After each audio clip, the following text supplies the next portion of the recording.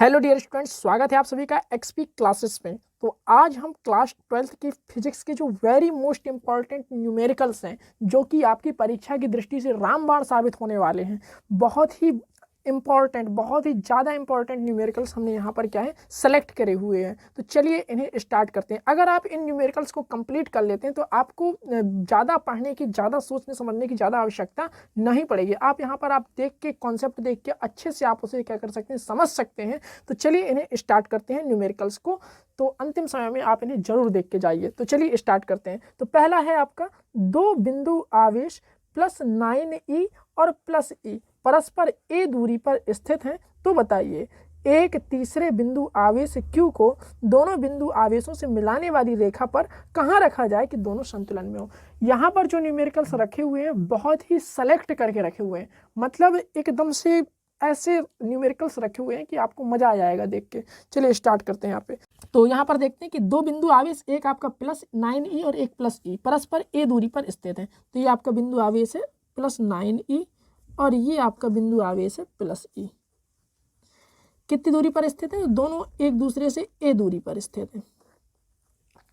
बताइए तीसरे बिंदु आवेश q को दोनों बिंदु आवेशों को मिलाने वाली रेखा के बीच कहाँ रखा जाए कि वो संतुलन में स्थित हो। तो मान लेते हैं अपन q को यहाँ पे कहीं पे रख रहे हैं, ठीक है। मान लेते हैं जो अपन ने q को रखा है वो +9e वाले से x दूरी पर रखा हुआ है। इतना क्लियर? यहाँ पर अगर हम देखें तो ये हो जाएगा आपका a - x दूरी। अब इसे संतुलन में रखना है, समझने बात आप। तो जब अपन इसे संतुलन में रखना चाहते हैं तो जितना बल इसके द्वारा इस पर लगाया जाएगा उतना ही बल इसके द्वारा इस पर लगाया जाएगा, जिसके कारण ये क्या है कि एक दूसरे के क्या हो जाएंगे, इनके बल जो है आपके संतुलित हो जाएंगे। अर्थात इसके द्वारा इस पर जो आपका बल लग रहा है और इसके द्वारा इस पर जो बल लग रहा है वो दोनों क्या हो जाएंगे, आपके बराबर हो जाएंगे, तभी ये दोनों क्या है संतुलन में होंगे। तो चलिए यहाँ पर अपन देखते हैं कि फिर ये संतुलन में कैसे होते हैं। तो देखिए यहाँ तक हो गया इतना। चलिए अब देखिए यहाँ पे लिखते हैं यहाँ पे कि माना, ये चीजें जरूर लिखा करिए, ठीक है। माना +9e से +9e वाले आवेश से +9e वाले आवेश से x दूरी पर q संतुलित होगा, ठीक है। तो q कहाँ संतुलित होगा? +9e वाले आवेश से q x दूरी पर वो संतुलित हो जाएगा, ठीक है। अब देखते हैं यहाँ पर लिखते हैं +9e के कारण q पर लगने वाला बल।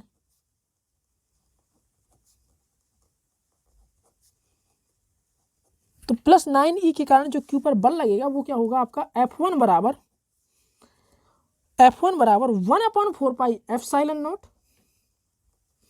है ना, Q1 Q2 बटे r²। तो Q1 Q2 बटे r²। तो Q1 आपका ये है, Q2 आपका ये है, r² यानी x का स्क्वायर।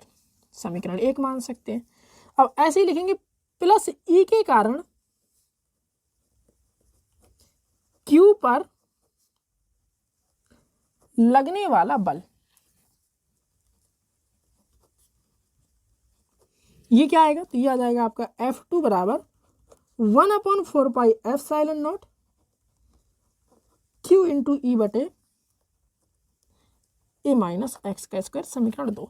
अब ये दोनों क्या है संतुलित हो रहे हैं। तो संतुलित होने के कारण F1 और F2 क्या हो जाएंगे, बराबर हो जाएंगे। तो यहाँ पर क्या लिखेंगे, क्योंकि ये संतुलित वगैरह हो रहे हैं तो कैसे यहाँ पर ये क्या है कि आपका संतुलन के लिए ये दोनों की वैल्यू क्या हो जाएगी, बराबर हो जाएगी। तो यहाँ पर लिखेंगे संतुलन की स्थिति में, क्या संतुलन की स्थिति में। तो ये आपका जो क्वेश्चन था बहुत ही बेसिक क्वेश्चन था, लेकिन बहुत ही ज़्यादा इंपॉर्टेंट था, बहुत बार आपका पेपर में आ चुका है। तो इसे आप अच्छे से देखिएगा और देखना कि अपन को करना कैसे। जैसे यहाँ पर अपन ने लगाया कौन सा रूल है, तो ये अपन ने लगाया कूलाम का रूल है ना। तो इस तरह से अपन को यहाँ पे ध्यान रखना है संतुलन की। अब हाँ, कूलाम का नियम लगता कहाँ पे है? तो कूलाम का नियम लगता है जब आपके दो बिंदु आवेश कैसे हो, स्थिर रखे हो और उनके बीच आपको काम कराना पड़ रहा हो। संतुलन की स्थिति में अगर हम देखें तो ये क्या हो जाएगा, आपका F1 जो है आपका F2 के क्या हो जाएगा, बराबर हो जाएगा। एक साइड F1 रखेंगे तो 1/4πε0 Q इंटू 9e बटे x²। और यहाँ पर देखेंगे तो 1/4πε0 Q इंटू ई बटे a - x² तो क्यू ई से Q E cancel, 1/4 pi epsilon not से 1/4 पाई एप्सिलॉन नॉट कैंसिल, तो 1/x² बराबर आ गया 1/a - x का whole square. Is that clear? कोई समस्या, कोई दिक्कत? अब देखिए इसके पश्चात अपन क्या करेंगे, दोनों पक्षों का वर्गमूल लेंगे। तो यहाँ पे लिखेंगे दोनों पक्षों का वर्गमूल करने पर, तो जब आप दोनों पक्षों का वर्गमूल लेंगे तो क्या होगा आपका कि ये हो जाएगा आपका 1/x और ये हो जाएगा आपका इस तरह से।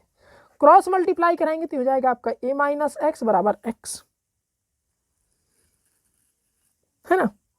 क्लियर हुआ इतना? यहाँ पे 9 था तो 9 का क्या आएगा, 3 आएगा। ठीक है, तो यहाँ पे आ जाएगा 3a - 3x। ठीक है, 3 वहाँ जाएगा तो 3a बराबर हो जाएगा x + 3x, तो 3x और x कितना हो जाएगा आपका 4x बराबर 3a।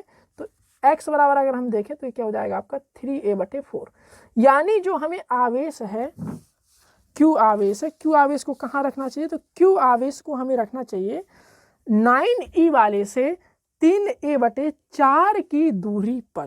तो 9e वाले से 3/4 a की दूरी पर हमें रखना चाहिए, 3/4 a की दूरी पर रखना चाहिए। तो हम यहाँ पे लिख सकते हैं कि इसे अपन को कहाँ पे रखना चाहिए, 3a/4 मीटर की दूरी पर। कहाँ से, +9e वाले से। तो ये आपका आंसर हो गया। बताओ कितना बढ़िया क्वेश्चन था। ठीक है, तो ऐसे ही क्वेश्चन आपको, बढ़िया शानदार क्वेश्चन आपको मिलेंगे। आगे देखिएगा, अब जैसे जैसे अपन देखेंगे तो वैसे वैसे लेवल ऑफ डिफिकल्टी क्या हो जाएगा, बढ़ता जाएगा और आपको मजा आती जाएगी। तो देखते हैं चलिए दूसरा प्रश्न देखते हैं। प्रश्न नंबर दूसरा जो बहुत ही मोस्ट इंपॉर्टेंट न्यूमेरिकल है, ये हमने दूसरा प्रश्न लिया हुआ है किरण प्रकाश की से, चैप्टर नंबर 9 से। बिल्कुल छांट के प्रश्न लिए हुए हैं, बिल्कुल आपको मजा आ जाएगा। आप देखिए कैसे, एक समतल उत्तल लेंस का व्यास 6 सेंटीमीटर है तथा मोटाई 3 मिलीमीटर है। इस लेंस की अपन को क्या करनी है, फोकस दूरी ज्ञात करनी है और लेंस के पदार्थ में प्रकाश की चाल 2 × 10⁸ मीटर प्रति सेकंड है। चलिए इसे सॉल्व करते हैं। तो इसे हम बनाना चाहते हैं, पहले अपन इसे बना लेते हैं फिर इसे आगे देखते हैं। ठीक है, चलिए इसका पहले डायग्राम बना लेते हैं फिर आगे चर्चा करेंगे। तो क्या है ये आपका एक समतल उत्तल लेंस, क्या है आपका समतल उत्तल लेंस। तो समतल उत्तल लेंस बनता कैसे है, तो यहाँ पे आप देखेंगे तो ये है आपका समतल उत्तल लेंस। ठीक है,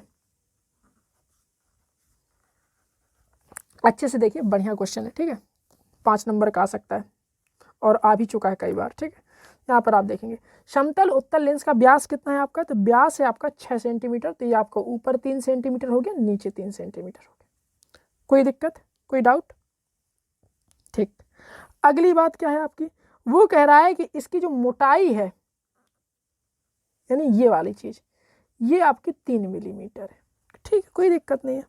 आगे क्या कह रहा है, आगे वो आपसे कह रहा है, जैसे मान लो ये आपकी 6 सेंटीमीटर है ना, ये आपकी 3 मिलीमीटर है ना। क्लियर हुआ इतना? कोई दिक्कत नहीं। इस लेंस की फोकस दूरी ज्ञात करना है, इस लेंस की अपन को क्या करना है, फोकस दूरी ज्ञात करनी है। क्लियर इतना? कोई दिक्कत? इतना क्लियर ना? तो चलिए हम इसे थोड़ा सा लिख लेते हैं। ये आपका ए हो गया, ये आप मान लीजिए बी है, और यहाँ से आप इसे मिला लेते हैं इस सी से। तो ये आप ऐसे dot dot dot dot dot करके मिला लेते हैं, मान लेते हैं ये एंगल बन रहा है आपका थीटा। ठीक है, क्लियर? ये आपका बी, ये सी, ये आपका इस तरह से मान लेते हैं ये आपका पी है। कोई दिक्कत? चलिए अब हम इसे सॉल्व करते हैं। अगर हम यहाँ से ए बी निकालना चाहें तो ए बी की वैल्यू कितनी है, तो ए बी की अगर हम वैल्यू की बात करें तो ए बी की जो आपकी वैल्यू है वो आपकी वैल्यू कैसे निकल के आएगी, तो ए बी बराबर होता है आपका आर साइन थीटा। ठीक है, तो आर साइन थीटा, अरे ये आपका आर है, त्रिज्या हो गई, और ये आपका ए बी है। तो अगर हम ए बी निकालना चाहते हैं इस त्रिभुज में, तो आप यहाँ पर देखेंगे ए बी सी में कि ये आपका कुछ इस तरह से बना है, ए ये है, सी ये है, बी ये है, ये आपका कोण है। तो अगर हम ये निकालना चाहते हैं तो अगर हम यहाँ पे साइन थीटा अप्लाई करें तो लंब बटे कर्ण होगा कि नहीं होगा, और यहाँ से अगर हमें लंब निकालना है तो के साइन थीटा आएगा कि नहीं आएगा, तो वही तो लिखा है आर साइन थीटा। क्लियर इतना? चलिए अब यहाँ पर देखते हैं कि जो ए बी की वैल्यू है वो है आपकी 3 सेंटीमीटर। यहाँ पे आप लिख सकते हैं 3 सेंटीमीटर बराबर आर साइन थीटा। कोई दिक्कत नहीं? कोई दिक्कत नहीं। अब हम बात करते हैं कि बीपी की वैल्यू। तो अगर हम बीपी की वैल्यू को देखें तो बीपी क्या होगा, तो ये रेडियस में से ये आपको जाना, रेडियस में से आपको इसे हटाना पड़ेगा, है ना। तो यहाँ पे आप लिखेंगे रेडियस में से बीसी को घटाना पड़ेगा, तो रेडियस आर में से आपको क्या करना पड़ेगा, बीसी को घटाना पड़ेगा, है ना। तो यहाँ पे बीसी लिख सकते हैं। आर माइनस बीसी की वैल्यू क्या आएगी, तो बीसी की अगर हम वैल्यू निकालना चाहें तो बीसी आपका आधार है, तो बीसी आधार बराबर क्या हो जाएगा, कॉस के टर्म में आएगा। अरे यहाँ पे अगर हम कॉस थीटा अप्लाई करें तो कॉस थीटा बराबर क्या होता है, आधार बटे कर्ण। अगर यहाँ से आधार निकालें तो क्या आ जाएगा, के कॉस थीटा, है ना। तो जाएगा आपका आर कॉस थीटा। तो आगे अगर अपन देखें इसे तो ये हो जाएगा आपका बीपी बराबर आर ब्रैकेट में ले सकते हैं 1 माइनस कॉस थीटा। अब यहाँ पे कॉस थीटा की अगर हम वैल्यू रखना चाहें तो यहाँ पे आप वैल्यू रख सकते हैं, बचपन में अपन ने सूत्र पढ़ा हुआ था 1 minus 2 sign square theta by 2। ठीक, इसे आप अच्छे से लिखेंगे तो बीपी बराबर आएगा आपका 1 से 1 कैंसिल, तो ये हो जाएगा आपका 2 साइन स्क्वायर थीटा बाई 2 और ये हो जाएगा आपका आर। तो ये आपका आ गया बीपी। कोई दिक्कत, कोई समस्या नहीं। और ये क्या आ गया ए बी। ठीक है, तो ए बी आ गया, बीपी आ गया। इस तरह से आपके ए बी और बीपी आ चुके हैं, कोई दिक्कत। अब हम इसकी वैल्यू रख देते हैं। बीपी की वैल्यू कितनी, 3 मिलीमीटर। तो यहाँ पे लिखेंगे 2r sine square theta by 2 equal to 3 millimetre. और ये आपका r साइन थीटा को लिख सकते हैं 2r sine theta by 2 cos theta by 2, और ये 3 मिलीमीटर को लिख सकते हैं आप 30 मिलीमीटर, 3 सेंटीमीटर को 30 मिलीमीटर लिख सकते हैं। ठीक है, समीकरण 1 मान लो, समीकरण 2 मान लो। ठीक है, इसमें आप इसका क्या कर दीजिए, भाग दे दीजिए। तो हो जाएगा आपका 2r sine square theta by 2, 2r sine theta by 2 cos theta by 2, और ये जाएगा आपका 3/23। साइन स्क्वायर से साइन कैंसिल, आर से आर कैंसिल, 2 से 2 कैंसिल, तो साइन बटे कॉस ये हो जाएगा आपका tan थीटा बाई 2। तो tan थीटा बाई 2 बराबर आएगा आपका 1/10। अगर हम यहाँ पे tan थीटा बाई 2 की वैल्यू देखें तो 1/10 आई। कोई दिक्कत यहाँ तक, कोई समस्या, कोई परेशानी? चलिए, तो tan थीटा की वैल्यू कितनी आ गई, 1/10। अब देखो, अब ये जो है आपकी थीटा की जो वैल्यू होती है वो क्या होती है, बहुत छोटी होती है। तो यहाँ पे थीटा लिखेंगे, थीटा जो होता है आपका बहुत स्मॉल होता है, तो ये आपका थीटा बाई 2 की तरह ही आपका बिहेव करेगा। अगर हम यहाँ से थीटा की वैल्यू देखें तो आ गई आपकी 1/5। कोई दिक्कत? चलिए, अब हम यहाँ से आर की वैल्यू निकालना चाहते हैं। तो आर की वैल्यू क्या हो जाएगी आपकी 30 × 5, तो हो जाएगी आपकी 150 मिलीमीटर, या आप कह सकते हैं आप 15 सेंटीमीटर। तो त्रिज्या की वैल्यू कितनी आ गई आपकी, तो त्रिज्या की वैल्यू आ गई आपकी 15 सेंटीमीटर। यहाँ तक कोई दिक्कत? त्रिज्या मिल गई अपन को कितनी, 15 सेंटीमीटर त्रिज्या आ गई, कोई दिक्कत नहीं। ठीक, तो त्रिज्या आ गई आपकी 15 सेंटीमीटर। ठीक है, अब देखो पदार्थ का अपवर्तनांक अपने को गिवन है कि 1.5 है ना। एक सेकंड, पदार्थ का अपवर्तनांक अपन को क्या करना है, निकालना है। तो c/v आ जाएगा। c की वैल्यू कितनी है आपकी, 3 × 10⁸, और ये हो जाएगा आपका 2 × 10⁸। तो ये आपका 1.5 हो जाएगा। ठीक है, पदार्थ का अपवर्तनांक आ गया अपने पास, फोकस दूरी है अपने पास, और इसकी फोकस दूरी इसकी वक्रता त्रिज्या अपने पास आ गई 15 सेंटीमीटर। अपवर्तनांक है अपने पास, दूसरे वाले पृष्ठ की त्रिज्या इनफाइनाइट होगी, तो फोकस दूरी निकाल सकते हैं 1/f बराबर n-1, 1/r1 minus 1/r2। n कितना है, 1.5 माइनस 1, 1/r1 कितना है, 15 माइनस 1/r2 है इनफाइनाइट। तो 1.5 में से 1 गया तो 0.5 हो जाएगा आपका 15। तो यहाँ से अगर हम फोकस दूरी की बात करें तो हो जाएगा आपका 30 सेंटीमीटर। तो 30 सेंटीमीटर ये काहे में आया, पॉजिटिव में आया। तो यह कैसे काम करेगा, तो पॉजिटिव में आने के कारण यह काम करेगा आपका उत्तल लेंस की तरह। चलिए हम आगे चलते हैं, प्रश्न नंबर 3 की तरफ चलते हैं। देखिए धीरे धीरे हम क्या कर रहे हैं, डिफिकल्टी लेवल क्या है प्रश्नों का बढ़ाए दे रहे हैं। यहाँ पर आप इसे अच्छे से देखिएगा। क्या किया अपन ने, अपना मेन उद्देश्य था कि अपन सबसे पहले इसकी क्या है इसकी वक्रता त्रिज्या निकालें।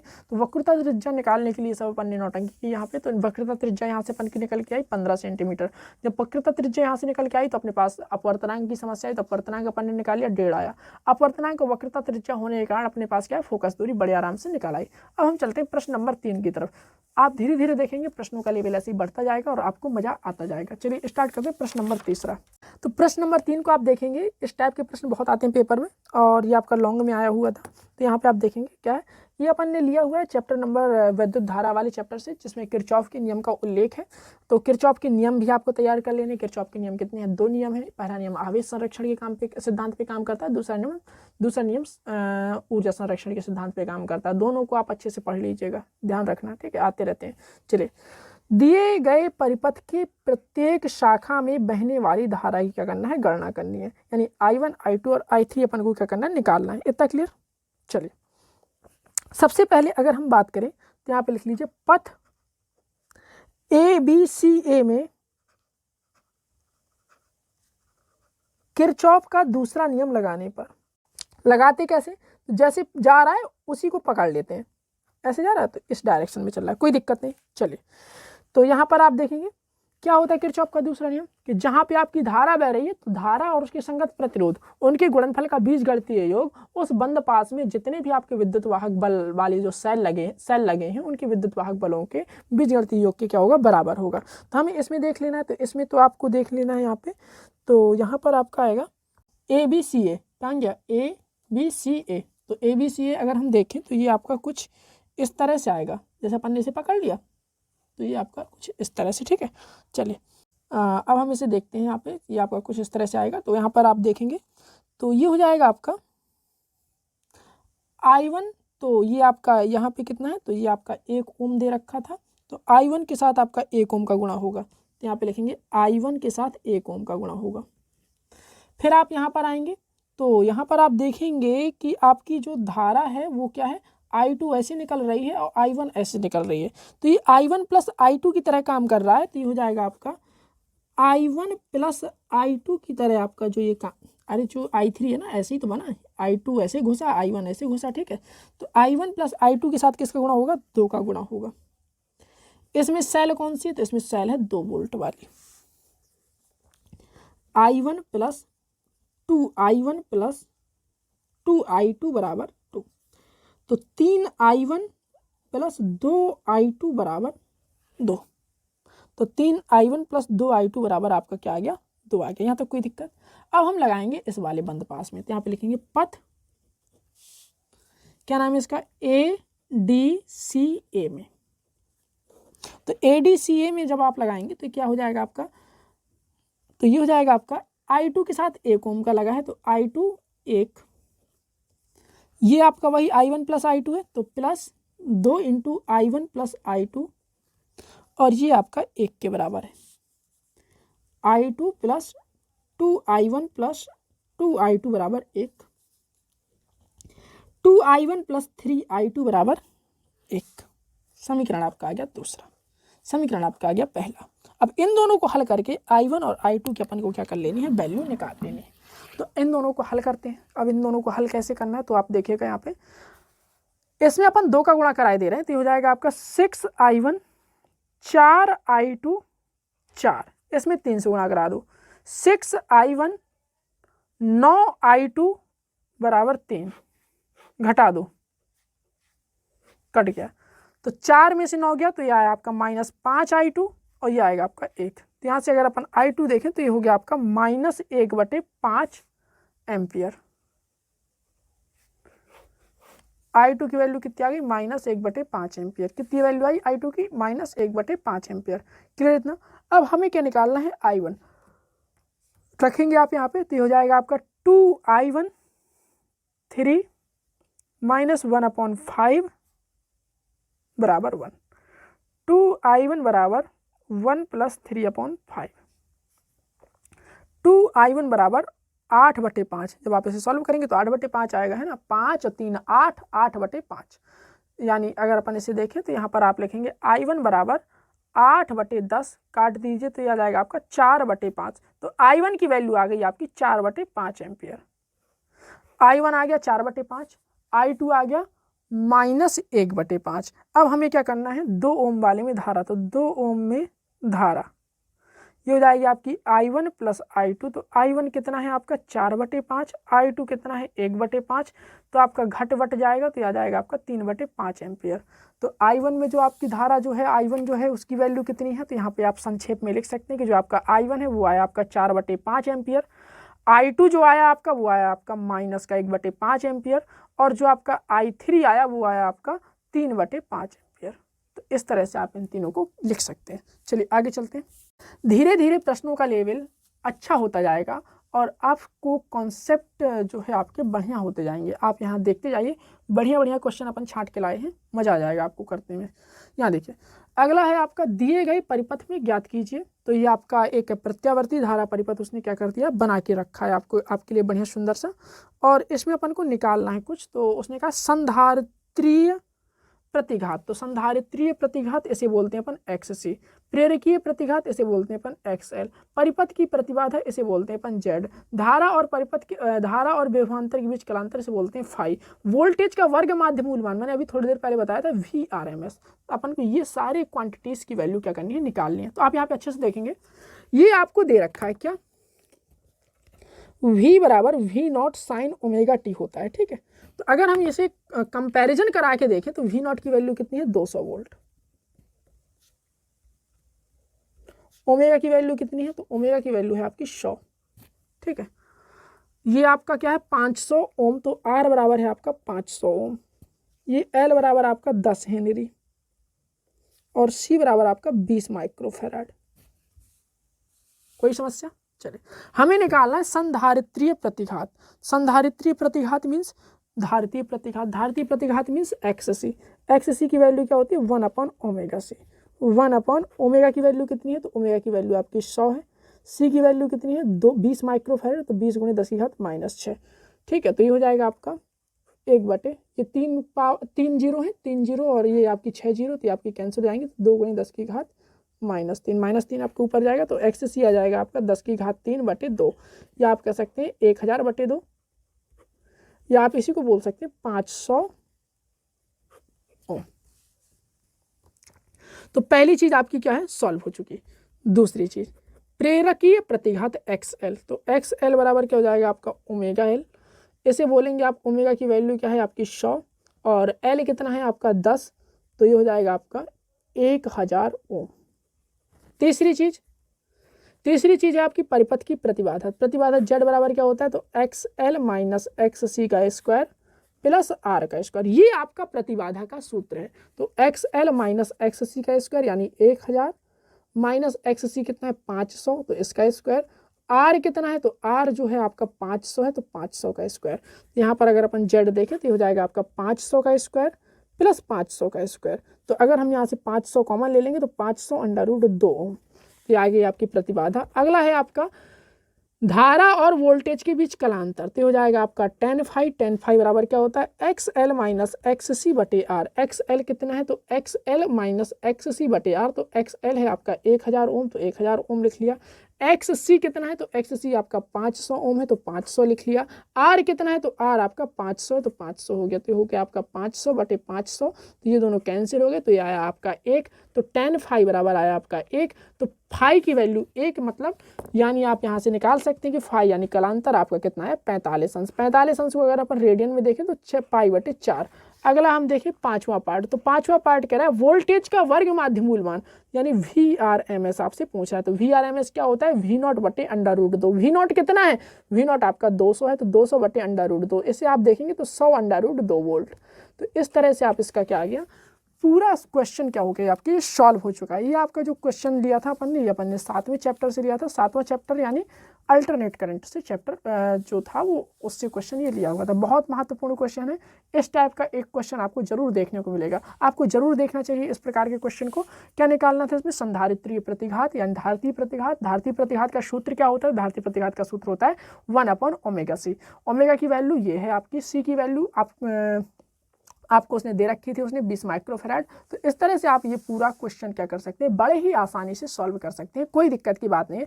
आपको न्यूमेरिकल्स अच्छे से करने के लिए आपको फॉर्मूले याद होने चाहिए, तो फॉर्मूले जरूर याद करें। चलिए आगे चलते हैं प्रश्न नंबर 5 की तरफ। तो एक धातु का कार्यफलन 2 इलेक्ट्रॉन वोल्ट है और 5000 एंगस्ट्रॉम तरंग दैर्घ्य के एक वर्णी प्रकाश से प्रदीप्त है, गणना करनी है। तो ये हमने क्वेश्चन लिया हुआ है चैप्टर नंबर 11 से। तो ये भी आपका बहुत महत्वपूर्ण क्वेश्चन है और इस टाइप के क्वेश्चन बहुत आते हैं। तो चलिए इसे स्टार्ट करते हैं। तो कार्यफलन के बारे में आप जानते हैं क्या होता है कार्यफलन। कार्यफलन को अपन W से रिप्रेजेंट करते हैं। कार्यफलन क्या होता है कि जैसे मान लीजिए कोई धातु का पृष्ठ है और उसमें वह न्यूनतम ऊर्जा जिससे क्या है कि उससे अपन इलेक्ट्रॉन उत्सर्जित करा सके, दैट इज कॉल्ड कार्यफलन।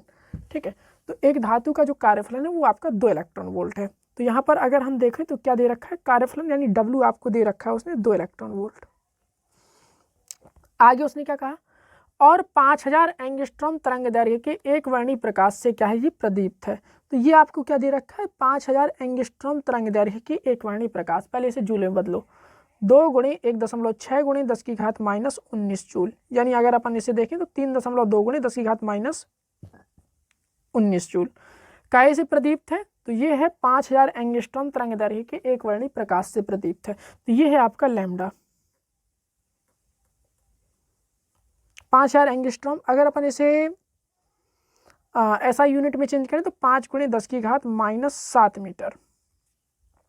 ठीक है, आगे क्या कह रहा है, आगे कह रहा है कि दहली तरंग दैर्घ्य की गणना करनी है। तो लैम्डा नॉट की अपन को गणना करनी है। कार्यफलन जानते हैं क्या होता है, तो यहाँ पे लिखेंगे कार्यफलन बराबर HC बटे लैम्डा नॉट। तो कार्यफलन W क्या है आपका 3.2 × 10⁻⁻19। H कितना है आपका, तो H लिखेंगे 6.64 × 10⁻⁻34। C कितना होता है, तो C होता है आपका 3 × 10⁸ और लैम्डा नॉट अपन को निकालना है। तो लैम्डा नॉट अपन ने ऐसे लिख लिया। ठीक है, अब लैम्डा नॉट निकालने के लिए क्या करेंगे, लैम्डा नॉट को यहाँ ले जाएंगे, यहाँ आएगा। लैम्डा नॉट बराबर आएगा आपका 10⁻⁻34 10⁸ 10⁻⁻19। थोड़ा इसे सही करेंगे, तोड़ेंगे फोड़ेंगे सही करेंगे। जैसे अपन इसे हल करके लाएंगे तो ये आपका लैम्डा नॉट निकल के आएगा 6.225 × 10⁻⁻7 मीटर, या फिर आप इसे लिख सकते हैं 6225 एंगस्ट्रॉम। तो ये है आपका दहली तरंग दैर्घ्य। क्या है आपका ये दहली तरंग दैर्घ्य। दहली तरंग दैर्घ्य क्या है कि किसी धातु के पृष्ठ पर आपतित होने वाला वह अधिकतम तरंग दैर्घ्य वाला प्रकाश जिससे क्या है कि उस धातु के पृष्ठ से इलेक्ट्रॉन क्या किए जा सके, उत्सर्जित कराया जा सके, दहली तरंग दैर्घ्य कहलाता है। चलिए आगे चलते हैं। दूसरा पार्ट है आपका प्रकाश इलेक्ट्रॉन की अधिकतम गतिज ऊर्जा यानी Kmax, है ना। तो आइंस्टीन के समीकरण का उपयोग करेंगे। किसका, आइंस्टीन के समीकरण का। आइंस्टीन ने क्या बताया था, तो आइंस्टीन ने बताया हुआ था आपको कि जो आपका Kmax होता है वो होता है E-W के बराबर। किसके, E-W के बराबर। तो E-W के बराबर जो होता है Kmax होता है। तो इसकी आपको वैल्यू रखनी है। तो E क्या है, तो E वही है आपका HC बटे लैम्डा और W की वैल्यू अपने पास दे रखी है। तो E रखो HC बटे लैम्डा और W की वैल्यू 2 इलेक्ट्रॉन वोल्ट दे रखी थी। तो 2 इलेक्ट्रॉन वोल्ट का 2 इलेक्ट्रॉन वोल्ट रहेगी। H की वैल्यू कितनी है, तो 6.64 × 10⁻⁻34। C की वैल्यू कितनी है, 3 × 10⁸8। लैम्डा कितना है, तो लैम्डा जो है आपका 5 है। तो 5 × 10⁻⁻7। तो ये आएगा आपका जूल में, लेकिन हमें चाहिए काहे में, तो हमें चाहिए इलेक्ट्रॉन वोल्ट में। तो 1.6 × 10⁻⁻19 तभी आपका ये इलेक्ट्रॉन वोल्ट में घटेगा। जब इसे आप सॉल्व करेंगे तो ये आएगा आपका 2.49 और ये आएगा 2। तो 2.49 से 2 जाएगा तो 0.49 इलेक्ट्रॉन वोल्ट। तो ये आई इसकी क्या गतिज ऊर्जा अधिकतम वाली, कितनी, 0.49 इलेक्ट्रॉन वोल्ट। अब हमारा तीसरा पार्ट है वो है आपका निरोधी विभव। यहाँ पर ऐसे बॉक्स बना लेते हैं, तीसरा पार्ट और कर ले रहे हैं। क्या है ये आपका निरोधी विभव। तो निरोधी विभव कैसे निकलेगा, तो निरोधी विभव अपन जानते हैं कि Kmax बराबर होता है E × V0। यही होता है आपका निरोधी विभव। अगर हम V0 निकालें तो K बटे E, है ना। तो यहाँ पर अगर देखें तो K आपका है 0.49 और E आपका वो हो गया, तो आपका E कैंसिल हो जाएगा, तो ये आपका इतने वोल्ट आएगा। ठीक है, तो निरोधी विभव आ गया 0.49 वोल्ट। चलिए, तो देखिए बहुत आसान, बहुत ही अच्छे क्वेश्चन अपन यहाँ पे क्या है लाए हैं।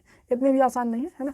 बोर्ड एग्जाम की दृष्टि से बहुत ज़्यादा महत्वपूर्ण, बहुत ज़्यादा फायदेमंद होने वाले हैं ये आपके लिए। चलिए अब हम चलते हैं प्रश्न नंबर 6 की तरफ।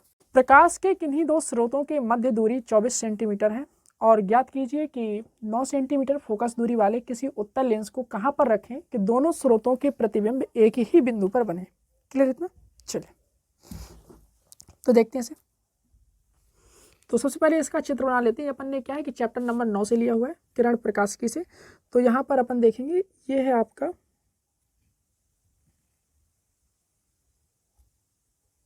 उत्तल लेंस, ठीक है। और यहाँ पर अपन देखेंगे ये अपन ने रख दिया है, ठीक है। दो स्रोतों के बीच की दूरी जो है अपनी वो कितनी है, तो वो कह रहा है कि प्रकाश के किन्हीं दो स्रोतों के बीच की दूरी 24 सेंटीमीटर है। तो दो स्रोत हैं जिनके बीच की दूरी अपनी कितनी है, 24 सेंटीमीटर है, ठीक है। ज्ञात कीजिए 9 सेंटीमीटर फोकस दूरी वाले उत्तल लेंस को कहाँ पर रखें कि दोनों स्रोतों के बीच जो प्रतिबिंब है वो आपका क्या है, एक ही बिंदु पर क्या हो आपका बने। इतना क्लियर? हाँ, तो ये मान लो आपका एक स्रोत आपका O1 मान लेते हैं इसे, ठीक है, और ये आपका ऑब्जेक्ट O2 हो गया। इनके बीच की दूरी आपकी कितनी है, 24 सेंटीमीटर, ठीक है। मान लेते हैं कि O1 से अपन ने इसे x दूरी पर रखा, तो O2 कितनी दूरी पे हो जाएगा, ये हो जाएगा आपका 24 माइनस x दूरी पर। अब यहां से मान लो प्रकाश की किरण ऐसे चली, ठीक है, तो जब चली यहाँ से तो ये आपका ये कहाँ बनेगा, ये आपका मान लेते हैं इमेज बनी यहाँ पे आई पर। अब यहाँ से प्रकाश की किरण चली तो ये आपकी इमेज ये भी क्या बना रही है, वो कह रहा है आई पे बना रही है। तो यहाँ पर वो क्या कर रहा है, प्रतिबिंब अपन को बनवाना है, ठीक है। क्लियर इतना? कोई दिक्कत? तो दोनों प्रतिबिंब आपके कहाँ पे बन रहे हैं, एक ही पर बन रहे हैं। क्लियर इतना? ठीक है, अब सुनेगा अच्छे से। तो यहाँ पर जो है अपना O1 और O2 के बीच की दूरी है वो है आपकी 24 सेंटीमीटर। अब सुनिए, एक ही बिंदु पर प्रतिबिंब के लिए ये आवश्यक होता है कि एक वस्तु का जो लेंस द्वारा जो आपका प्रतिबिंब बन रहा है वो दूसरे वस्तु का लेंस से बना हुआ प्रतिबिंब जो आपका काल्पनिक, इसके द्वारा जो आपका काल्पनिक प्रतिबिंब यहाँ पर बने और इसके द्वारा जो वास्तविक प्रतिबिंब बने, तभी आपका आएगा सेम। क्लियर इतना? चलिए अब आप यहाँ पर देखेंगे कि इस जो लेंस है, ये लेंस की फोकस दूरी वो कितनी है आपकी, 9 सेंटीमीटर। हमें एक्स निकालना है, ठीक है। तो यहाँ पे लिखेंगे लेंस के सूत्र से। तो लेंस के सूत्र से अगर हम देखें तो ये हो जाएगा आपका 1/f बराबर, तो 1/f बराबर 1/v माइनस 1/u। तो 1/f की वैल्यू कितनी है, तो 1/f की वैल्यू आप यहाँ पर देखेंगे तो यहाँ पर 1/9 ही आएगा, ठीक है। और v की वैल्यू इसके लिए क्या हो जाएगी, तो इसके लिए अगर हम v की वैल्यू देखें तो निकालना पड़ेगी इसके लिए, तो इसके लिए v की वैल्यू ही रख लेते हैं, u की वैल्यू x मान लेते हैं। कोई डाउट? अब यहाँ पर x देखिए तो ये आपका नेगेटिव में, तो नेगेटिव लगा लिया, इसे आप यहाँ भेजिए। तो 1/v बराबर आया आपका 1/9 माइनस 1/x। समीकरण आप इसे 1 मान सकते हैं। अब लिखते हैं वस्तु O2 के लिए। ये तो आपका वस्तु O1 के लिए है ना, यहाँ पे लिखते हैं वस्तु O2 के लिए। तो वही फॉर्मूला 1/f बराबर 1/v माइनस 1/u। 1/f की वैल्यू कितनी है, तो 1/9, तो यहाँ पे तो आएगा माइनस में 1/9 है ना, क्योंकि जो है यहाँ के इसके लिए क्या हो जाएगा माइनस का, ठीक है, क्योंकि ये जो है इसकी फोकस दूरी इस साइड होगी तो इसलिए इस तरह से। और ये हो जाएगा 1/v माइनस 1/u, तो 1/v का 1/v रहेगा, 1/u हो जाएगा आपका 24 माइनस x। यहाँ आएगा ये 1/v बराबर 1/24 माइनस x माइनस 1/9। ये हो जाएगा आपका समीकरण नंबर 2। समीकरण 1 है, समीकरण 2 ये है। अब सुने, समीकरण 1 और समीकरण 2 को देखते हैं। यहाँ पे लिखे समीकरण 1 और समीकरण 2 से। समीकरण 1 व समीकरण 2 से अगर हम देखें तो 1/v तो कैंसिल हो गए, दोनों क्या हो जाएंगे आपके बराबर हो जाएंगे। तो यहाँ पे लिखेंगे 1/9 माइनस 1/x, 24 माइनस x 1/9। 1/9 यहाँ पे आएगा तो हो जाएगा आपको 1/9 तो हो जाएगा आपका 2/9 1/x plus 1/24 minus x। Lasa ले लो तो लासा आएगा x 24 माइनस x, ये हो जाएगा आपका 24 माइनस x प्लस x, तो x से x कैंसिल, तो ये हो जाएगा आपका 2x 24 माइनस x बराबर 24 का 9 में गुणा होगा, तो 24 का 9 में गुणा होगा तो कितना आएगा, 24 9 होता है आपका 216, 216 लिख सकते हैं, 2 से काट दो तो 108 आएगा। ये हो जाएगा आपका 24x माइनस एक्स स्क्वायर बराबर आ जाएगा 108। इसे यहाँ ले जाइए तो x square minus 24x plus 108 बराबर 0। हाँ, इसे आप तोड़ेंगे फोड़ेंगे तो ये कैसे आएगा आपका, तो ये आएगा 18 छक्का 108 है ना, तो 18x माइनस 6x प्लस 108 बराबर 0। यहाँ से अगर अपन x की वैल्यू ले लें तो x माइनस 18 और यहाँ पे माइनस 6 ले लें तो x माइनस 18 बराबर 0। तो x की वैल्यू 18 आई और एक x की वैल्यू कितनी आई, 6 आई। तो हम इसको कहाँ से रख सकते हैं, या तो आप इसे 6 सेंटीमीटर दूर रख दो या फिर आप इसे कहाँ 18 सेंटीमीटर दूर रख दो। तो आप इसे बोल सकते हैं कि हम O1 से इसकी दूरी कितनी है, तो O1 से यहाँ से इसकी दूरी 18 सेंटीमीटर रख देते हैं और O2 से इसकी दूरी कितनी है, 6 सेंटीमीटर। हो गया इतना। चलिए अब हम चलते हैं क्वेश्चन नंबर 7 की तरफ। प्रश्न बढ़िया लिए हैं, शानदार, मजा आ जाएगा आपको। तो प्रश्न नंबर 7 की तरफ चलते हैं, पढ़िए। 800 एंगस्ट्रॉम और 700 एंगस्ट्रॉम तरंग दैर्घ्य की पराबैंगनी किरणें हाइड्रोजन परमाणु पर उनकी मूल अवस्थाओं में डाली जाती हैं। उन्हें क्रमशः 1.8 इलेक्ट्रॉन वोल्ट और 4 इलेक्ट्रॉन वोल्ट की गतिज ऊर्जा से इलेक्ट्रॉन उत्सर्जित होता है। प्लांक नीतांक का क्या करना है, मान ज्ञात करना है। क्लियर इतना। तो हाइड्रोजन परमाणु पर आपतित पराबैंगनी प्रकाश की तरंग दैर्घ्य जो है आपकी, उनकी जो आपकी तरंग दैर्घ्य है वो कितनी है, λ1 आपका 800 एंगस्ट्रॉम है, λ2 आपका 700 एंगस्ट्रॉम है। ठीक है, उनकी मूल अवस्था में डाली जाती है। उन्हें क्रमशः इतनी और इतनी गतिज ऊर्जा क्या है, इलेक्ट्रॉन उत्सर्जित होते हैं। तो प्लांक नीतांक की क्या करनी है, वैल्यू बतानी है। प्लांक नीतांक का सूत्र देखते हैं। तो प्लांक नीतांक का जो आपका सूत्र होता है, अच्छे से याद करके जाइएगा इसे। ये होता है जब आपका इस तरह से कंडीशन दे रखी होती है, तो λ1 इंटू λ2 बटे λ1 माइनस λ2 E2 माइनस E1 बटे C, बस आपको रखना है वैल्यू। तो यहाँ पर देखेंगे λ1 की वैल्यू कितनी है, 800 एंगस्ट्रॉम, तो 800 गुणे 10 की घात माइनस 10। λ2 की वैल्यू कितनी है, 700 एंगस्ट्रॉम, 700 गुणे 10 की घात माइनस 10। 800 माइनस 700 गुणे 10 की घात माइनस 10। E2 माइनस E1, तो E2 माइनस E1 ये क्या हो जाएगा, 4 माइनस 1.8 बटे C कितना है, 3 गुणे 10 की घात 8। लेकिन ये तो आपका इलेक्ट्रॉन वोल्ट में आएगा, जूल में करना है, तो 1.6 गुणे 10 की घात माइनस 19। ठीक है, तो इसे जब अपन सॉल्व करेंगे तो ये आपका सॉल्व करने के पश्चात ये आएगा आपका 56 गुणे 10 की घात माइनस 35 और इंटू 2.2 गुणे 1.6 बटे 3। हल करेंगे आप इसे अच्छे से तो ये आएगा 6.57 गुणे 10 की घात माइनस 34 जूल सेकेंड। आगे चलते हैं क्वेश्चन नंबर 8 की तरफ। पढ़िए इसे। एक प्रसारण केंद्र से 300 मीटर तरंग दैर्घ्य वाली तरंग प्रसारित की जाती है। तो एक प्रसारण केंद्र है और उससे जो तरंग दैर्घ्य प्रसारित की जा रही है वो कितनी है, तरंग दैर्घ्य उसकी 300 मीटर तरंग दैर्घ्य है। यानी ये आपका दे रखा है लैम्डा। एक 2.4 माइक्रोफैरेड धारिता वाला संधारित्र उपलब्ध है। तो ये आपका क्या है, 2.4 माइक्रोफैरेड धारिता का संधारित्र उपलब्ध है, यानी 2.4 गुणे 10 की घात माइनस 6 फैरेड धारिता। अनुनादी परिपथ के लिए कुंडली का प्रेरकत्व अपन को ज्ञात करना है, यानी एल अपन को निकालना है। कोई दिक्कत, चलिए। तो एल कैसे निकलता है, तो एल बराबर होता है 1/2 पाई एफ का स्क्वायर इंटू सी। ये कहाँ से है, अरे अपन जानते हैं एफ बराबर होता है 1/2 pi under root 1/LC। L निकालना है तो दोनों साइड का स्क्वायर किया तो ये हो गया आपका 2 पाई एफ, इसका स्क्वायर हो गया बराबर 1/LC। एल निकालना है तो ये हो जाएगा आपका 1/2 पाई एफ का स्क्वायर इंटू सी। ठीक है, तो वही चीज लिखी हुई है। 2 का 2 रहेगा, पाई की वैल्यू लिखेंगे 3.14। एफ आवृत्ति है, तो आवृत्ति बराबर क्या होता है, तो आवृत्ति बराबर होता है सी बटे लैम्डा। तो सी की वैल्यू है 3 गुणे 10 की घात, यहाँ पे लिख ले रहे हैं एफ आवृत्ति, आवृत्ति बराबर सी बटे लैम्डा।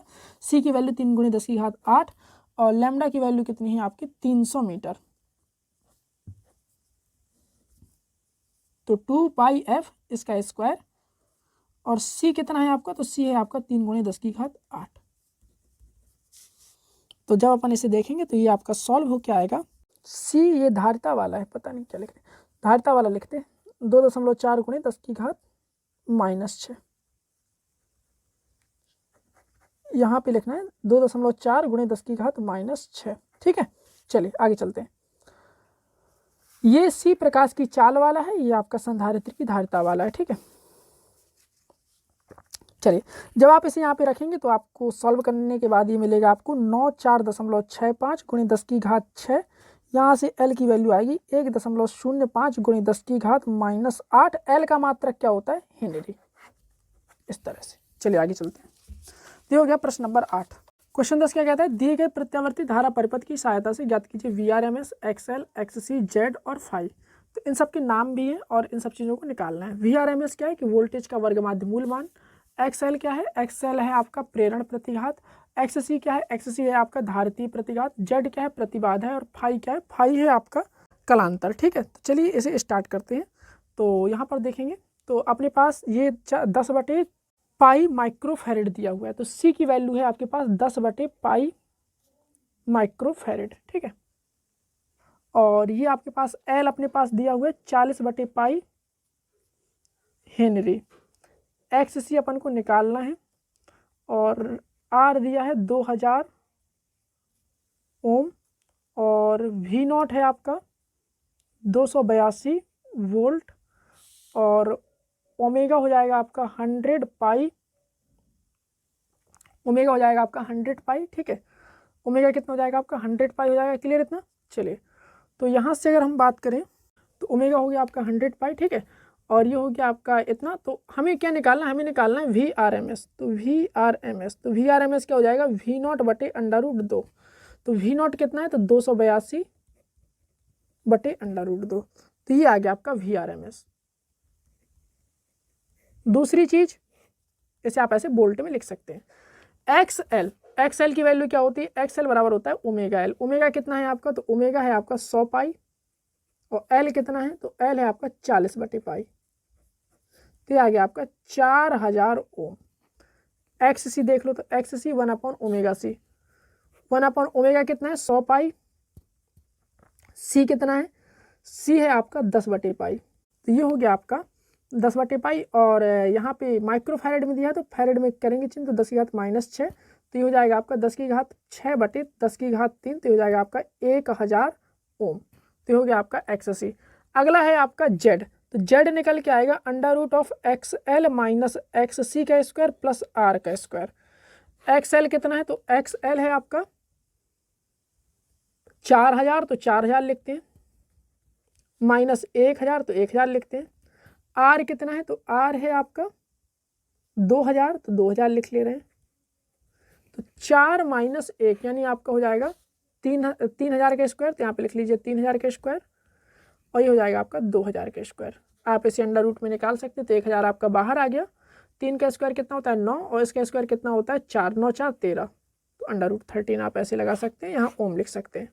तो Z आ गया। फाई निकालना है तो फाई बड़े आराम से आप ऐसे निकाल सकते हैं। tan फाई बराबर क्या होता है? XL - XC/R। XL कितना है आपका? XL - XC हो जाएगा आपका 3000 और R कितना है? तो R है आपका 2000। ऐसे कैंसिल, तो फाई बराबर आ गया tan इनवर्स 3/2। ये हो गया आपका। तो इस तरह से आप इसे निकाल सकते हैं। VRMS, XL, XC, Z और फाई। VRMS क्या है कि वोल्टेज का वर्गमाध्य मूल मान। XL क्या है कि उसका प्रेरण प्रतिघात। XL क्या है? प्रेरण प्रतिघात। XC क्या है? धारितीय प्रतिघात। Z क्या है? प्रतिबाधा। और फाई क्या है आपका?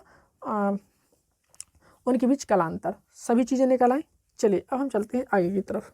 ये जो क्वेश्चन दिख रहा है आपको, ये हमने लिया है न्यूक्लियस चैप्टर से। ठीक है, तो देखिएगा, दी गई अभिक्रिया में मुक्त ऊर्जा Q का मान ज्ञात कीजिए। तो ये जो इसमें मुक्त ऊर्जा Q है उसकी वैल्यू अपन को ज्ञात करनी है। ये अपना जो चैप्टर है वो कौन सा है? न्यूक्लियस चैप्टर से लिया गया। चलिए, सबसे पहले हमारा काम है द्रव्यमान क्षति निकालना। क्या निकालना? द्रव्यमान क्षति। द्रव्यमान क्षति यानी डेल्टा M निकालना। तो डेल्टा M की वैल्यू क्या हो जाएगी? तो डेल्टा M जो होगा वो क्या होगा? तो वो होगा आपका कि मास ऑफ यूरेनियम प्लस ये इन दोनों का मास है ना, माइनस इन सब का मास। ठीक है, ऐसे निकलता है ना, इस साइड वालों का मास माइनस इन सब का मास। तो यहाँ पे लिखेंगे mass of reactant minus mass of product. तो इनका अगर मास देखें तो इन दोनों को जोड़ के लिखना पड़ेगा, है ना। तो यहाँ पे कौन कौन है? ये, तो इसे लिखो आप 235.0439 प्लस, इसे लिखो 1.00867 माइनस प्रोडक्ट में कौन कौन है, जीनॉन, तो जीनॉन को लिखो 139.9054 और कौन है एसआर, तो एसआर को लिखो 93.9063 और कौन है 2 ऑफ न्यूट्रॉन, तो 2 न्यूट्रॉन का कितना है 1.00867 कितना है। अब हम इसे सॉल्व कर ले रहे हैं, कैलकुलेट कर ले रहे हैं। तो जैसे हमने इसे कैलकुलेट किया तो यह आया आपका 0.22356 AMU। तो ये आई अपनी द्रव्यमान क्षति। द्रव्यमान क्षति आ गई।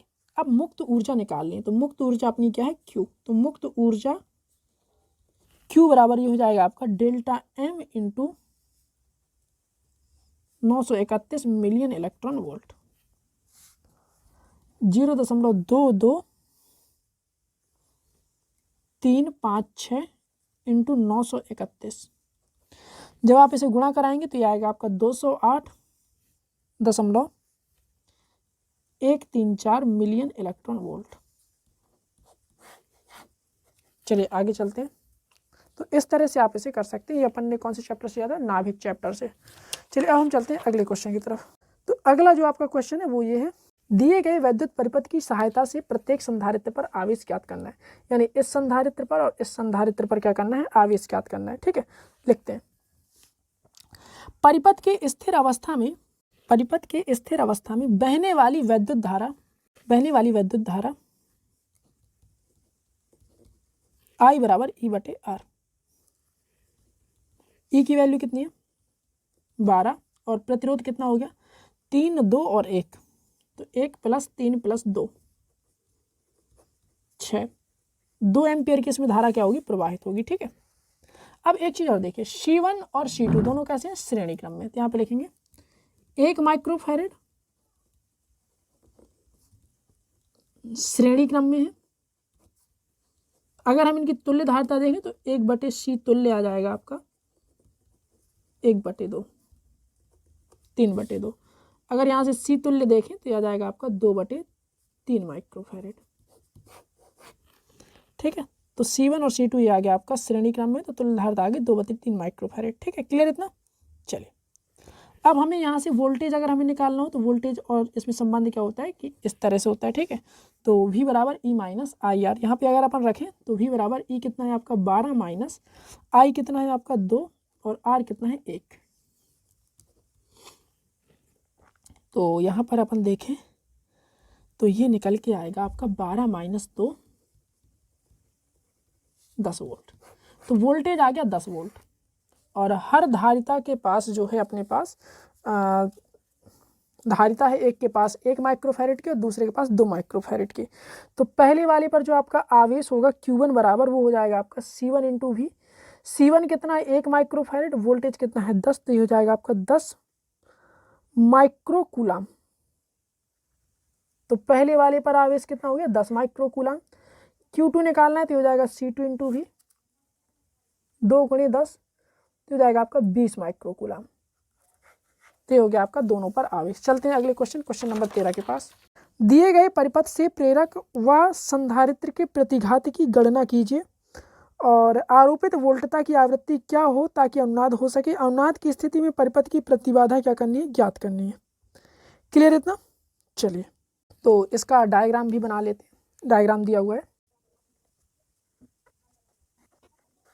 ठीक है, ये आपका दिया है 1 kilo ohm 20 milli henry 2 microfarad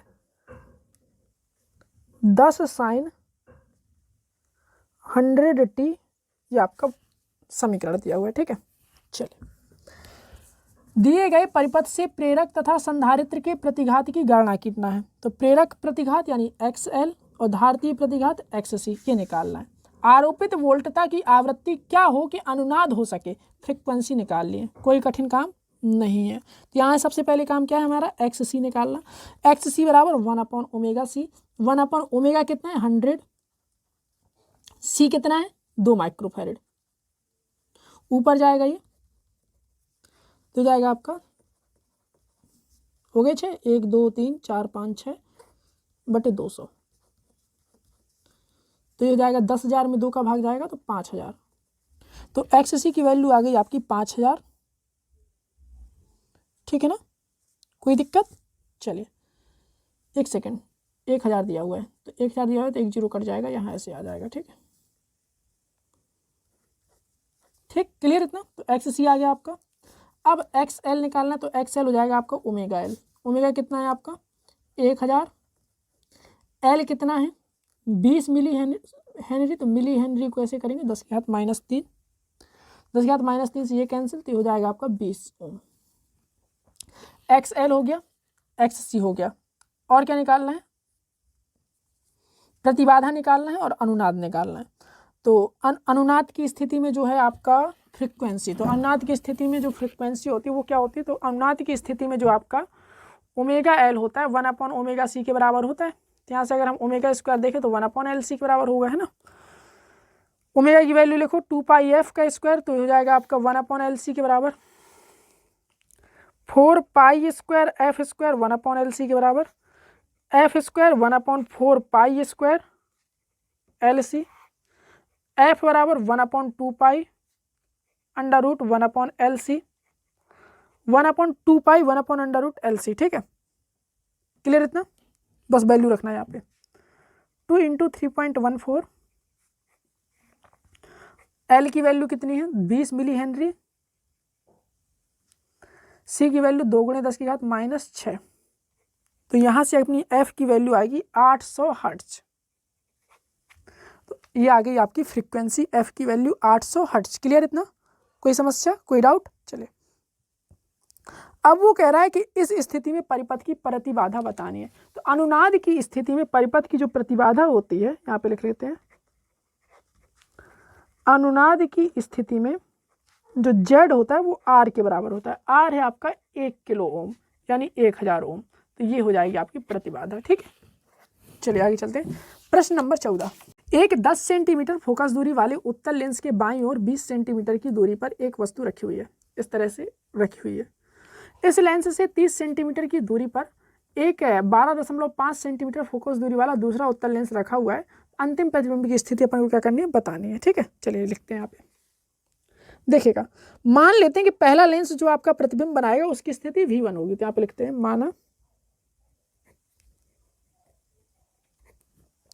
पहले लेंस से बने प्रतिबिंब की स्थिति V1 है। तो हो जाएगा आपका 1/f1 बराबर 1/v1 माइनस 1/u।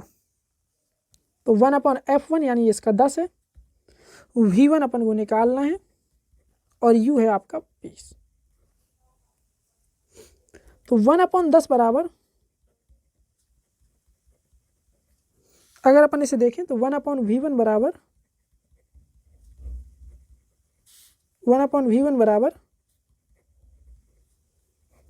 अगर हम यहाँ से V1 देखें तो यह आ जाएगा आपका 20 सेंटीमीटर।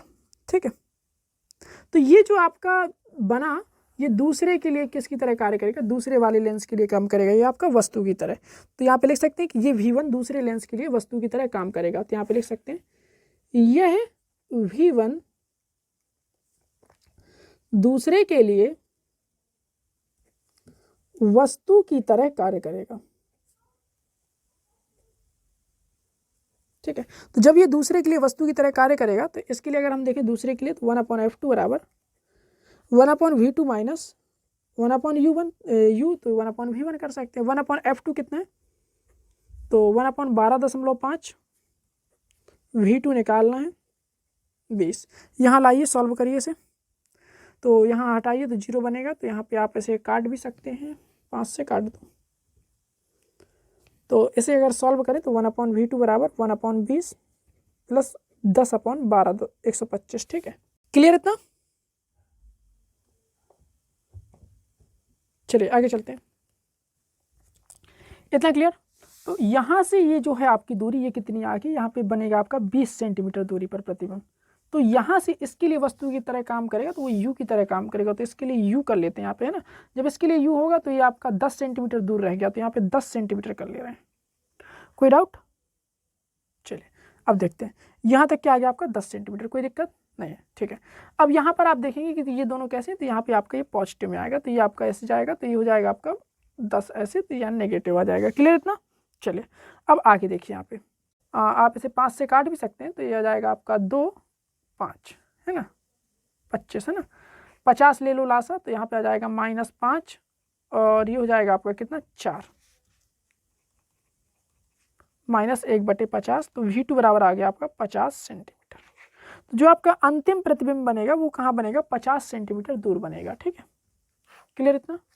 तो अंतिम प्रतिबिंब की स्थिति आपकी ये आ गई। ठीक है, क्लियर इतना? चलिए आगे चलते हैं।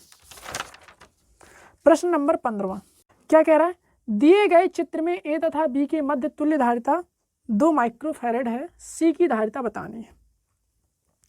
ठीक है, तो ये जो आपका चित्र दिया गया है इसमें ए और बी के बीच जो आपकी तुल्य धारिता है वो आपकी कितनी है, 2 माइक्रोफैरड। और मतलब यहाँ से लेकर यहाँ तक अगर अपन धारिता देखें तो 2 माइक्रोफैरड आई है, और हमें क्या करना है, जो आपकी सी वैल्यू है उसकी वैल्यू क्या करनी है, बतानी है। चलिए इसे स्टार्ट करते हैं बिना किसी देरी किए हुए। तो इसे सॉल्व करते हैं, तो यहाँ पे आप देखेंगे कि ये जो आपके 2 माइक्रोफैरड और ये 2 माइक्रोफैरड है, ये कैसे हैं आपके, तो ये आपके समांतर क्रम में है। तो हम इसे सॉल्व करके इसे सही कर लेते हैं। ठीक है, तो यहाँ पे क्या लिखेंगे, 2 माइक्रोफैरड और 2 माइक्रोफैरड समांतर क्रम में, तो इनकी जो तुल्य धारिता होगी वो क्या हो जाएगी, 2 + 2 यानी 4 माइक्रोफैरड। यानी अब हम इसे हटाकर 4 माइक्रोफैरड का लगा सकते हैं।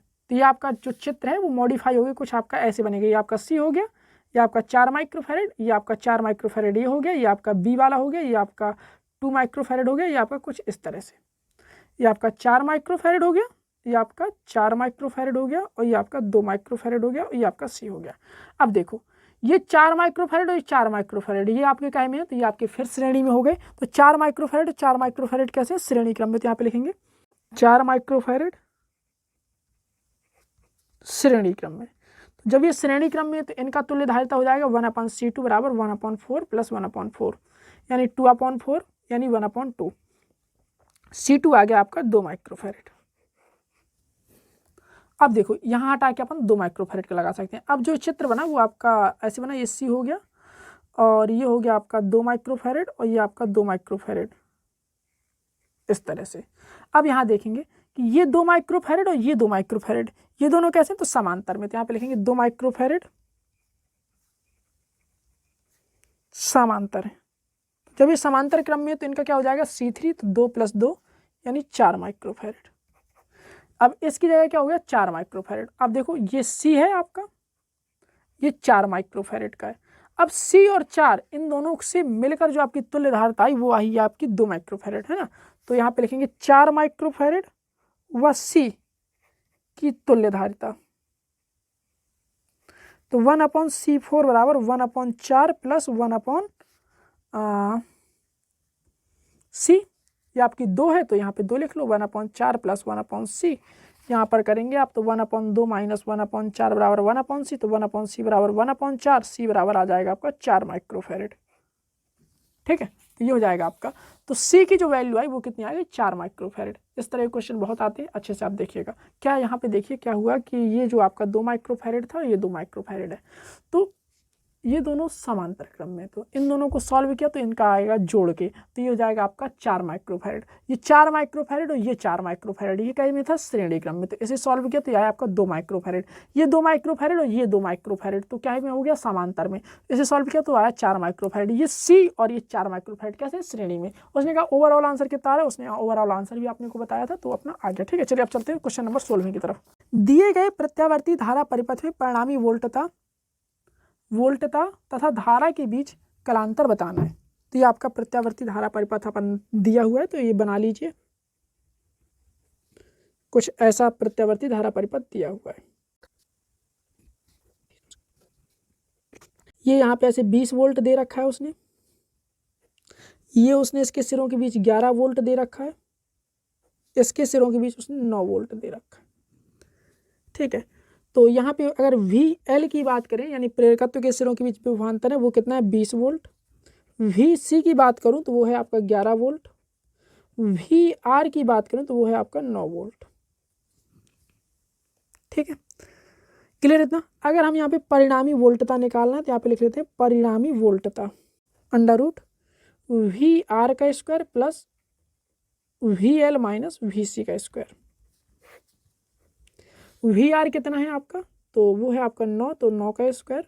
VL माइनस VC, तो VL माइनस VC कितना हो जाएगा, 20 माइनस 11 का स्क्वायर,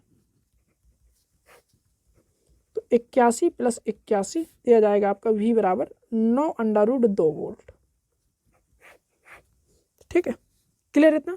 चलिए अब हमें निकालना है कलांतर, तो कलांतर के लिए tan फाई लगाएंगे। tan फाई बराबर क्या होता है आपका, XL माइनस XC बटे R। आई का ऊपर तरह गुणा करा दो, तो IXL माइनस IXC बटे IR, ये जाएगा आपका VL माइनस VC बटे VR। वैल्यू रखेंगे अपन 20 माइनस 11 बटे 9, यानी 9 बटे 9, यानी tan फाई की वैल्यू आ गई आपकी 1। इसका मतलब फाई की वैल्यू आ गई आपकी 45 अंश। चलिए, तो ये हो गया आपका धारा और वोल्टता के बीच कलांतर, तो ये हो गया आपका परिणामी वोल्टता। ये हो गया आपका सवाल। क्लियर इतना। चलते हैं अपन क्वेश्चन नंबर 17 की तरफ। क्वेश्चन नंबर 17, ये भी अपन ने क्या है कि नाभिक से क्वेश्चन लिया हुआ है। ठीक है, चैप्टर नंबर 13। 29 Cu63 के किसी एक सिक्के का द्रव्यमान 5 ग्राम है। सिक्के के सभी न्यूट्रॉन एवं प्रोटॉनों को एक दूसरे से अलग करने के लिए आवश्यक ऊर्जा की क्या करनी है, गणना करनी है। कोई दिक्कत यहाँ तक। चलिए अब सुनिए, 29 Cu63 का अपने पास द्रव्यमान उसने दे रखा है। ठीक है, तो यहाँ पे लिख लेते हैं कि सिक्के का द्रव्यमान 5 ग्राम। ठीक है, अब देखिए तांबे के 63 ग्राम, तांबे के 63 ग्राम Cu में परमाणुओं की संख्या आवोगाद्रो संख्या के बराबर होती है। कितनी होती है, 6.02 गुणे 10 की घात 23। अब हमें 5 ग्राम में निकालना है, तो यहाँ पे 5 ग्राम के लिए अगर हम देखें तो ये जाएगा आपका 6.02 गुणे 10 की घात 23 बटे 63 गुणे 5। इतने परमाणु उसके पास होंगे। अगर इसे सॉल्व कर लेते हैं तो आएगा आपका 0.48 गुणे 10 की घात 23 परमाणु। 29 Cu63 में प्रोटॉन कितने हैं, तो प्रोटॉन है आपके 29। न्यूट्रॉन कितने हैं, तो न्यूट्रॉन आप देख लीजिए 63 में से 29 गए तो पता चल जाएगा 63 माइनस 29, तो ये आपके 34 न्यूट्रॉन है। ठीक है, तांबे के एक परमाणु के न्यूक्लियनों का जो आपका द्रव्यमान है वो कितना है, यहाँ पे लिख लेते हैं तांबे के एक परमाणु के न्यूक्लियन का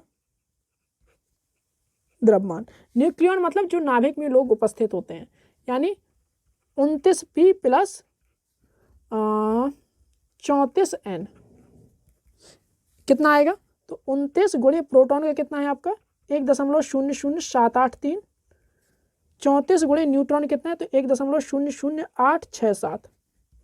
हल करिए तो आएगा आपका 63.5218 AMU। ठीक है, अब हम द्रव्यमान क्षति की बात करें तो द्रव्यमान क्षति क्या आएगी, 63.52185 माइनस इसका एक्चुअल कितना है 62.92960। घटाते हैं से तो 5 आएगा लास्ट में, फिर आएगा आपका 2 आएगा, फिर आएगा आपका 2 आएगा, फिर आएगा आपका 9 आएगा, फिर आएगा आपका 5 आएगा और फिर आएगा ऐसे। तो द्रव्यमान क्षति तो आ गई अपनी।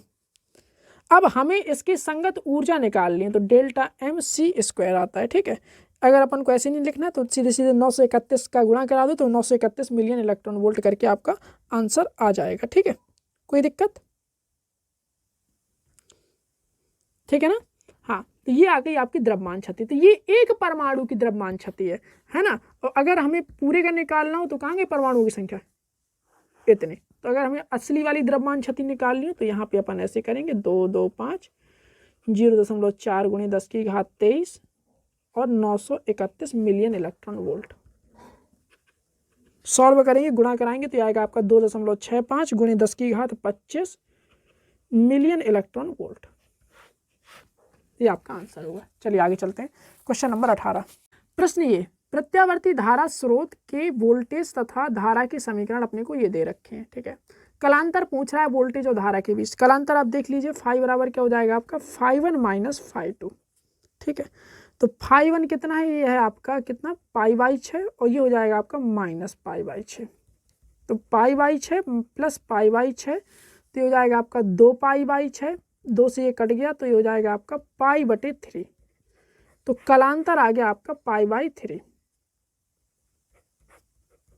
ठीक है, तो कलांतर आ गया π/3। चलिए अब शक्ति 6 देखते हैं। तो शक्ति 6 क्या आएगा, ERMS या VRMS, IRMS और cos φ। तो ERMS क्या है, तो ERMS होता है E0/√2। IRMS क्या होता है, I0/√2। cos φ क्या होता है, तो cos का cos रहेगा, फाई की वैल्यू आ गई π/3।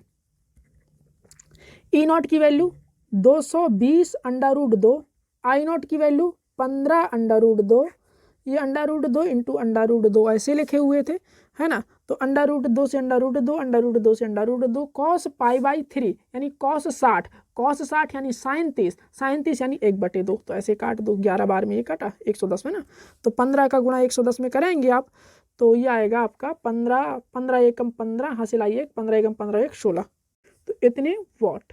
क्लियर इतना। तो ये हो गया आपका परिपथ में जो है आपकी शक्ति 6 1650 वॉट। क्लियर इतना। चलिए आगे चलते हैं। तो शक्ति 6 हो गई, कलांतर हो गई। अब हम चलते हैं नेक्स्ट पार्ट, तो वो है आपका क्वेश्चन नंबर 19।